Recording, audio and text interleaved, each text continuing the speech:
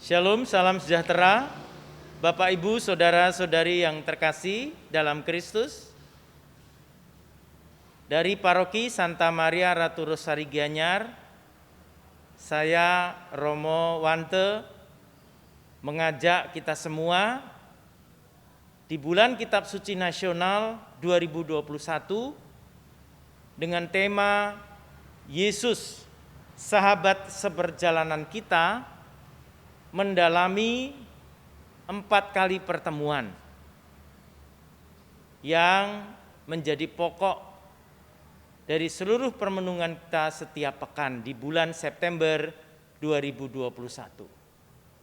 Saudara-saudari terkasih, tema Yesus, sahabat seperjalanan kita, merupakan pilihan dari Lembaga Biblika Indonesia di tahun 2021 di tengah situasi pandemi COVID-19 yang masih melanda kehidupan kita. Kita akan merefleksikan setiap tema dalam 4 kali pertemuan, bagaimana Yesus sebagai sahabat dalam hidup kita, dalam perjalanan siara hidup kita. Meskipun kita masih dilanda pandemi ini, kita tidak boleh putus asa. Kita tidak boleh apa yang disebut dengan sikap perilaku hibernasi dalam kehidupan beriman. Karena kita tertidur, karena kita putus asa, bosan yang menghantui hidup kita. Maka Yesus pada bulan Kitab Suci Nasional mengajak kita bersama dengan kita untuk menggali nilai-nilai sabdanya menjadi kekuatan hidup kita. Yang pertama, pekan yang pertama kita akan mendalami tema Yesus sahabat bagi mereka yang putus asa. Diambil dari perikop yang terpilih Injil Matius bab 14 ayat 22 sampai 33. Pekan yang kedua, minggu yang kedua, dengan tema Yesus sahabat bagi mereka yang kehilangan, dengan perikop terpilih Injil Yohanes bab 11 ayat 1 sampai dengan 44. Pekan yang ketiga, minggu ketiga, dengan tema Yesus sahabat bagi mereka yang menderita, dengan perikop terpilih Injil Lukas bab 10 ayat 25 sampai 31. Minggu yang keempat, pekan yang keempat, dengan tema Yesus sahabat bagi mereka yang bertobat, diambil dari perikop terpilih Kitab Wahyu bab 3 ayat 14 sampai 22. Saudara-saudari terkasih, marilah umat beriman, Gereja Katolik San Mari Gianyar, dan siapapun yang menikmati melihat video ini sebagai jalan terbaik untuk pendalaman kitab suci di bulan September 2021. Semoga sabda Tuhan dengan tema-tema Yesus, sahabat seperjalanan kita, mengiringi, menyertai, menginspirasi hidup kita di tengah situasi pandemi COVID-19 ini.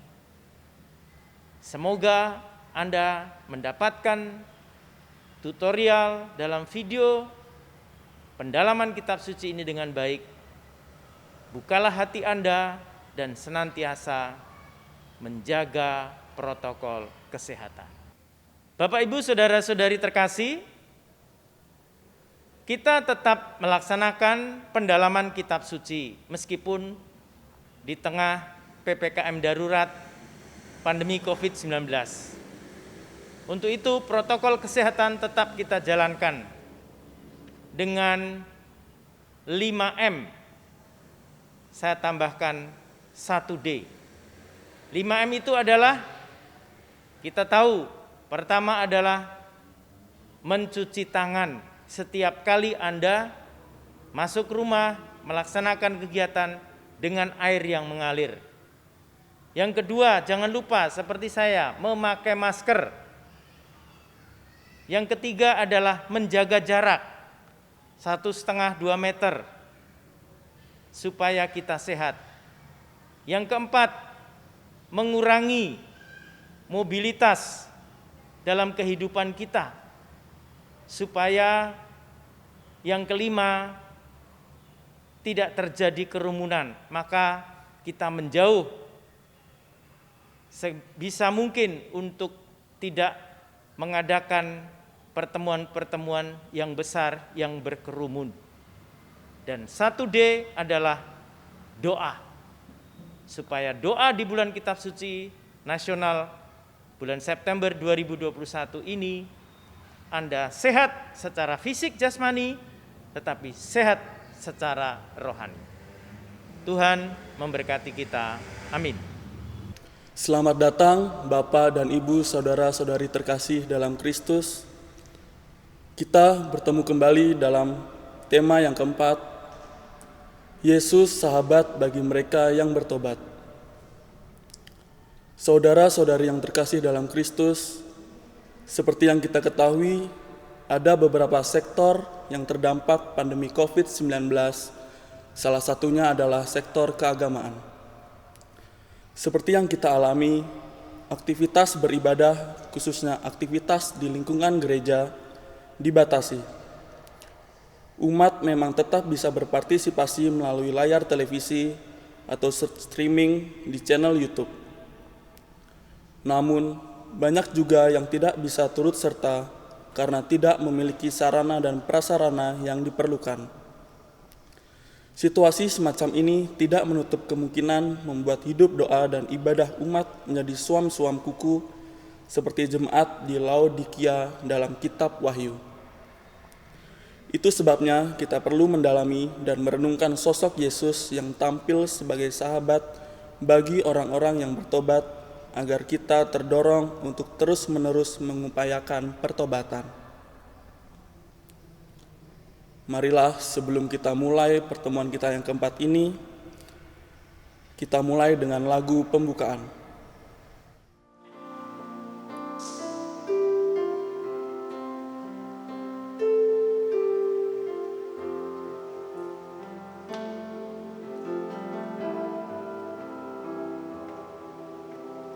Bukan dengan barang fana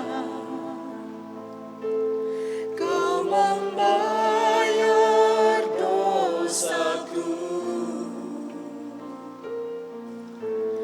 dengan darah yang mahal,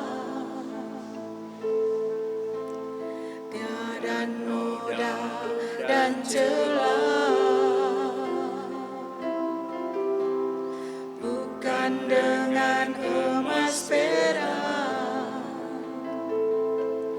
Kau menebus diriku, oleh segenap kasih dan pengorbananmu, ku telah mati dan tinggalkan jalan hidupku yang lama. Semuanya sia-sia dan tak berarti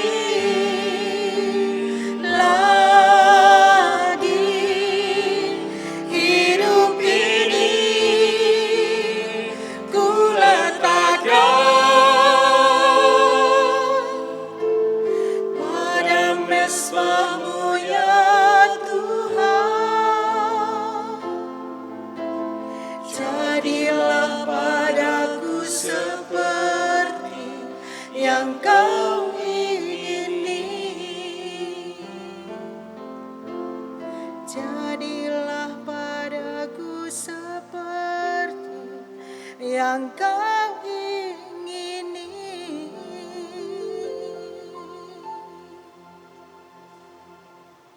Dalam nama Bapa dan Putra dan Roh Kudus. Amin.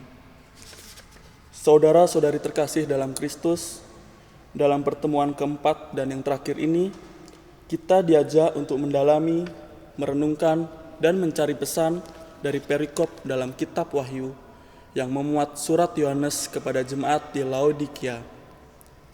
Surat ini kurang lebih relevan dengan situasi gereja dan masyarakat sekarang ini. Karena pandemi, sebagian umat Katolik bisa jadi mulai kehilangan semangat untuk menjadi murid dan saksi Kristus. Demikian pula hal dengan jemaat Laodikia dalam kitab Wahyu yang tergoda untuk menjalani kehidupan sebagai murid Kristus secara suam-suam kuku. Melalui surat ini, kita diminta untuk menjalani hidup sebagai pengikut Kristus dengan penuh semangat dan dengan terus-menerus mengusahakan pertobatan. Marilah kita berdoa. Allah Bapa di dalam surga, kami bersyukur kepadamu karena Engkau telah menuntun dan menggerakkan hati kami untuk merenungkan sabda-Mu. Bukalah hati dan pikiran kami, agar kami mampu memahami sabda-Mu yang Engkau sampaikan melalui bacaan dari kitab Wahyu pada pertemuan ini. Tuntunlah kami dalam merenungkan dan berbagi pengalaman, agar semangat iman kami dinyalakan kembali di masa yang sulit karena pandemi ini. Kami mohonkan ini dalam nama Yesus Kristus, Tuhan dan pengantara kami, yang hidup dan berkuasa bersama dengan Dikau dan Roh Kudus, kini dan sepanjang segala masa. Amin. Bacaan dari kitab Wahyu. Dan dituliskanlah kepada malaikat jemaat di Laodikia, inilah firman dari Amin, saksi yang setia dan benar, permulaan dari ciptaan Allah. Aku tahu segala pekerjaanmu, engkau tidak dingin dan tidak panas. Alangkah baiknya jika engkau dingin atau panas. Jadi karena engkau suam-suam kuku dan tidak dingin atau panas, aku akan memuntahkan engkau dari mulutku.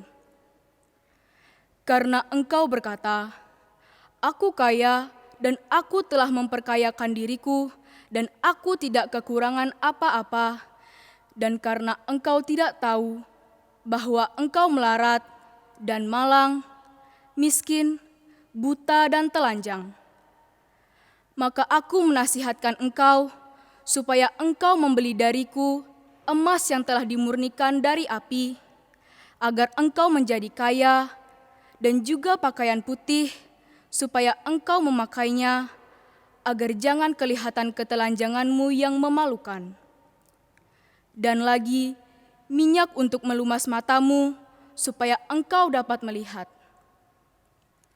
Barang siapa kukasihi, ia kutegur dan kuhajar. Sebab itu, relakanlah hatimu dan bertobatlah. Lihat, aku berdiri di muka pintu dan mengetuk.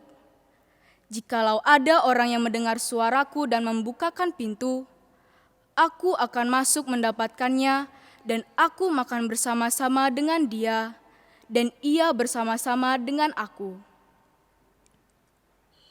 Barang siapa menang, ia akan kududukan bersama-sama dengan aku di atas tahtaku, sebagaimana aku pun telah menang dan duduk bersama-sama dengan Bapa-Ku di atas tahtanya.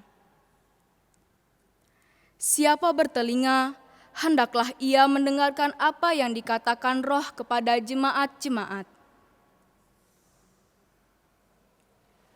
Demikianlah sabda Tuhan. Terpujilah Kristus. Bapak, Ibu, saudara-saudari terkasih, marilah kita memasuki pendalaman teks. Ada beberapa pertanyaan yang dapat dijawab di rumah secara pribadi. Pertanyaan pertama, apa arti sebutan dan gelar Yesus Kristus sebagai Amin, saksi yang setia dan benar? Pertanyaan kedua, apa yang dicela oleh Yesus dari jemaat di Laodikia? Pertanyaan ketiga, apa yang membuat jemaat Laodikia bermentalitas suam-suam kuku? Dan yang keempat, apa perintah Yesus bagi jemaat Laodikia setelah memberi mereka nasihat?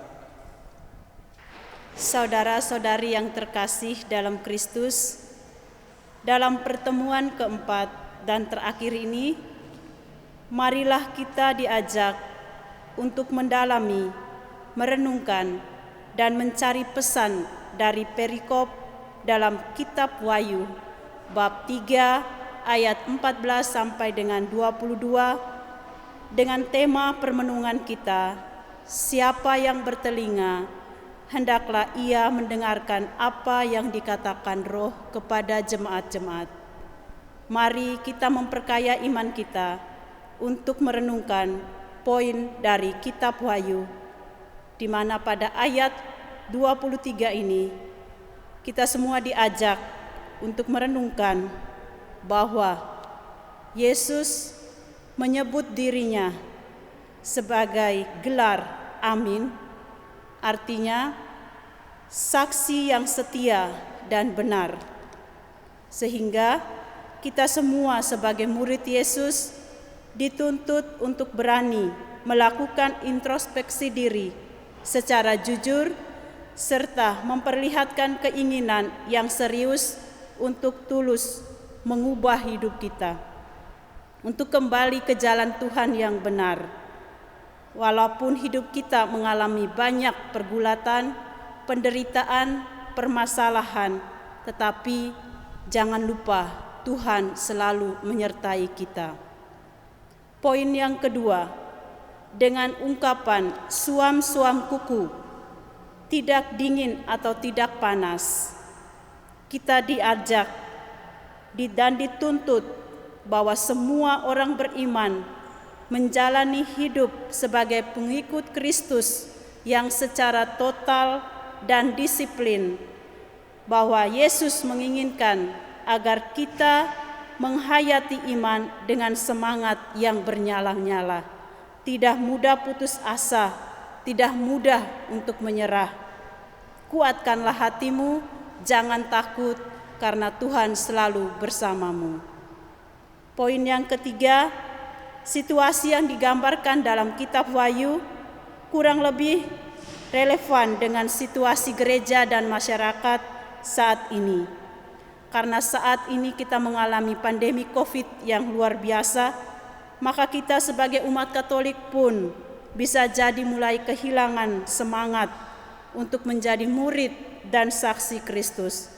Maka kita diminta untuk menjalani hidup sebagai pengikut Kristus dengan semangat dan terus-menerus mengusahakan pertobatan.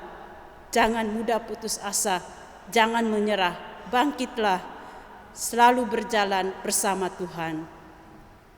Yang terakhir, relakanlah hatimu dan bertobatlah.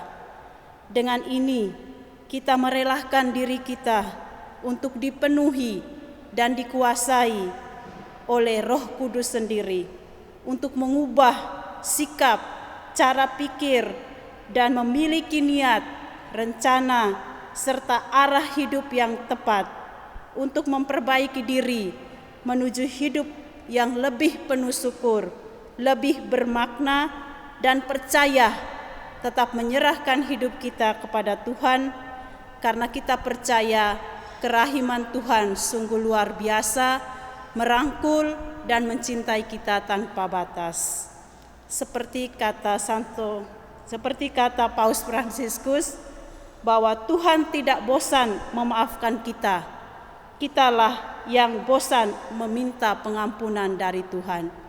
selalu tabur kebaikan dimanapun kita berada, tetap semangat, dan semoga Tuhan selalu memberkati kita semua. Salam sehat, Tuhan Yesus selalu memberkati kita. Amin. Bapak, Ibu, saudara-saudari terkasih dalam Kristus, kini tiba saatnya kita memasuki sesi sharing dan aksi nyata. Ada beberapa pertanyaan yang dapat Bapak Ibu renungkan di dalam hati masing-masing. Pertanyaan yang pertama, apakah problem yang dihadapi oleh jemaat Laodikia juga aku alami sekarang ini? Tunjukkanlah secara konkret. Pertanyaan yang kedua, dalam pengalaman hidupku, apakah nafsu serakah akan harta dan kekayaan mengikis iman dan kepercayaanku kepada Tuhan? Pertanyaan ketiga, sejauh mana harta dan kekayaanku dapat berfungsi secara positif untuk mengembangkan hidup menggereja? Pertanyaan keempat, selama masa krisis karena pandemi COVID ini, apakah aku mengalami kemunduran dalam hidup rohani sehingga terjangkiti virus suam-suam kuku? Pertanyaan terakhir, apa aksi nyata yang akan aku lakukan selama 1 minggu ke depan agar virus suam-suam kuku tidak menyebar dan melumpuhkan hidup rohaniku? Bapak, Ibu, saudara-saudari terkasih, marilah kita mendengarkan kesaksian atau sharing dari Bapak Odi. Romo, Suster, Bapak Ibu yang terkasih dalam Kristus, di minggu keempat BKSN yang bertemakan Yesus sahabat bagi mereka yang bertobat. Pada kesempatan ini, saya ingin bersaksi tentang satu kehidupan yang menurut saya itu sangat unik dan berbeda. Kebetulan baru tadi pagi saya mendapatkan ide ini. Saya bersyukur Tuhan beri rahmat sehingga pada kesempatan ini saya bisa membawakan hal tentang pertobatan.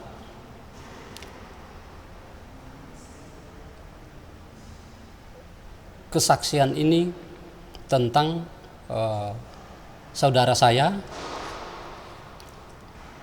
kurang lebih 2 bulan yang lalu terjadi satu persoalan dalam hidupnya. Saya sangat merasakan sekali betapa saudara saya sangat menderita. Sebenarnya bukan karena apa-apa, tapi oleh karena satu kesalahan yang dibuat selama hidupnya. Saya sangat tersentuh begitu mendalami persoalan yang dihadapi saudara saya. 2 bulan yang lalu beliau mengalami satu kecelakaan ketika pulang pagi di jalan. Dan dalam waktu yang singkat, sebenarnya menurut manusia tidak terlalu parah dan biasa-biasa karena hanya mengalami patah tulang. Ketika itu saya tidak bisa berbuat apa-apa karena kesibukan saya di tempat kerja. Saya belum pernah mengunjungi beliau. Dan mungkin hari terakhir saya dapat mengunjungi beliau waktu itu sudah sekitar 2 minggu lamanya. Jadi ketika saya datang mau memberi semangat untuk dia tetap semangat menjalani hidup. Tapi begitu saya pegang beliau dan di situ saat terakhir saya ketemu beliau, itu saudara misan saya,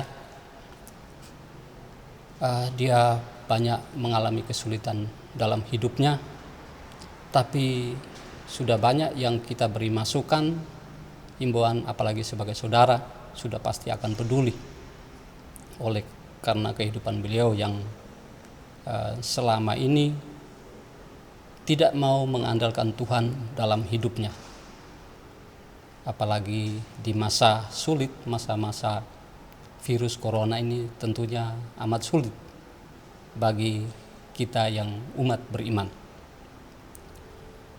Ketika beliau mengalami persoalan dan kami membimbing dia, tapi beliau tidak pernah malah menyalahkan Tuhan. Katanya Tuhan selalu hadir ketika dalam persoalan, selalu meringankan, selalu membantu setiap persoalan hidup manusia. Tapi kenapa saya tidak? Kita sebagai orang beriman sudah tentu akan mengingatkan dia, tapi dia tetap kokoh dengan pendiriannya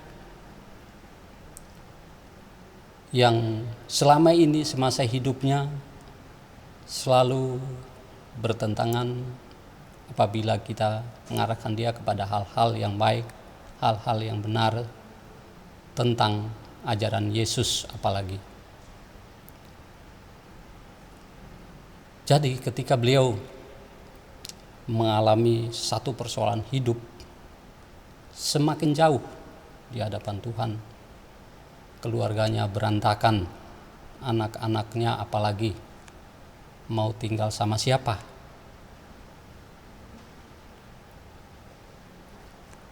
Dan ketika itu saya merasakan bahwa sebenarnya sebelum beliau kecelakaan, beliau sudah mengalami sakit hati, sakit di dalam batinnya sudah terluka. Sehingga ketika dia mengalami satu kecelakaan, dia tidak punya harapan lagi. Karena sebenarnya yang menyelamatkan dia satu-satunya hanya Tuhan yang bisa selamatkan dia. Tapi apa mau dikata, nasi sudah menjadi bubur. Terlanjur sehingga boleh saya katakan saya tidak berhasil membimbing saudara saya sehingga ia harus bertobat. Saya sangat merasakan kalau beliau ini pergi, yang terakhir kali saya mengunjungi ketika di tangan saya beliau habis napasnya. Saya sampai marah-marah. Kenapa saya datang mau memberi semangat agar kamu semangat untuk hidup menjadi lebih baik, karena tidak ada pernah kata terlambat kalau mau bertobat. Sudah berkali-kali kami sebagai saudara mengingatkan saudara kita, tapi beliau masih kokoh dengan sikapnya yang ingin menjauh dari Tuhan. Di saat itulah menjadi pemikiran saya bahwa kalau tidak bisa diarahkan, apalagi berada bersama Tuhan, tidak ada pertobatan, Tuhan punya rencana yang indah dalam hidupnya, yang mungkin menurut kami keluarga sadar bahwa itulah salah satu jalan hidupnya untuk mengakhiri hidupnya dalam keadaan tidak bertobat. Tapi kami percaya, khususnya saya sangat percaya bahwa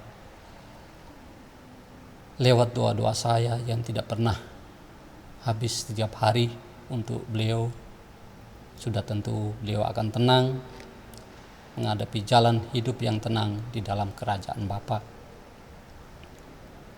Karena hanya itulah yang bisa selamatkan nyawa saudara saya. Seharusnya dalam masa pandemi seperti ini, beliau harus mendekatkan diri kepada Tuhan. namun pola pikir beliaulah yang bisa menghantar dia hingga akhirnya maut menjemput beliau. Romo, suster, Bapak Ibu yang terkasih dalam Kristus, menyimak hal ini, saya sebagai saudara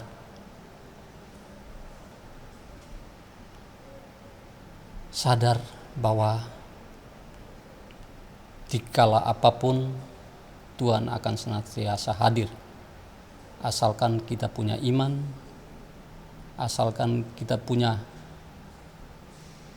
niat mau berubah, mau bertobat, itulah Tuhan akan selamatkan kita dari keterpurukan.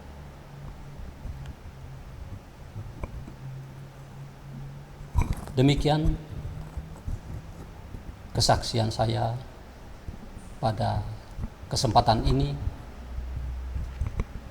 Terima kasih Bapak Ibu, Romo, suster, dan selamat menjalankan bulan Kitab Suci Nasional pada minggu yang keempat ini. Terima kasih. Doa umat. Bagi kita semua yang percaya kepada Tuhan Yesus Kristus. Ya Bapa, semoga kami memiliki pertobatan yang sungguh-sungguh, agar kami hidup semakin serupa dengan Putra-Mu. Kami mohon, kabulkanlah doa kami ya Tuhan. Bagi keluarga kita masing-masing, ya Tuhan, semoga keluarga kami masing-masing boleh menjadi garam dan terang di dunia ini, dalam pelayanan di rumah, gereja, dan masyarakat. Kami mohon, kabulkanlah doa kami ya Tuhan. Bapa kami yang ada di surga, dimuliakanlah nama-Mu, datanglah kerajaan-Mu, jadilah kehendak-Mu di atas bumi seperti di dalam surga. Berilah kami rezeki pada hari ini, dan ampunilah kesalahan kami, seperti kami pun mengampuni yang bersalah kepada kami. Dan janganlah masukkan kami ke dalam pencobaan, tetapi bebaskanlah kami dari yang jahat. Amin. Bapak, Ibu, saudara-saudari terkasih dalam Kristus, yang tergerak hatinya dapat menyalurkan donasi melalui rekening di bawah ini. Marilah kita berdoa. Allah Bapa sumber kasih sejati, puji syukur kepadamu, karena Engkau telah membuka hati dan pikiran kami dalam pertemuan ini. Tuntunlah kami dengan kebijaksanaan-Mu, agar kami mampu mendengar Engkau yang mengetuk pintu lewat sabda-Mu. Dan mampukanlah kami untuk melakukan pertobatan secara terus-menerus.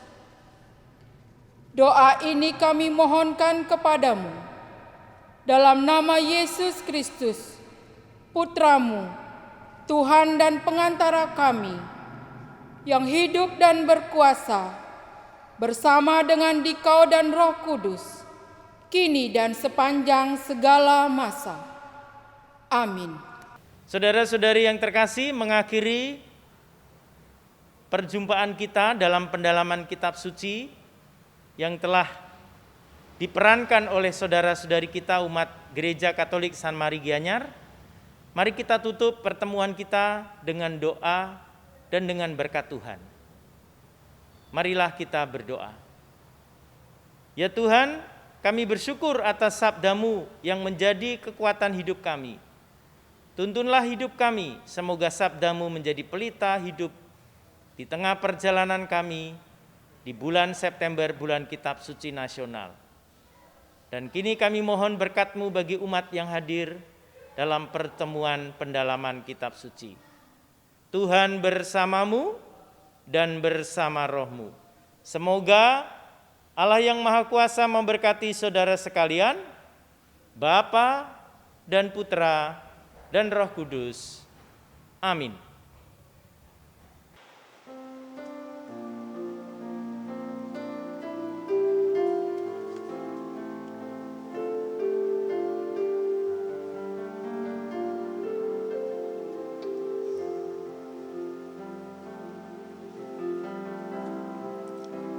Betapa aku mencintai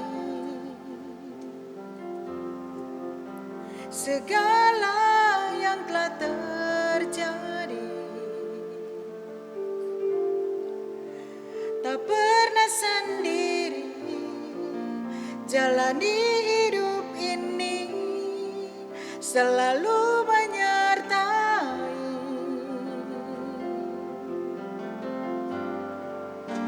Betapa ku menyadari di dalam hidupku ini Kau selalu memberi rancangan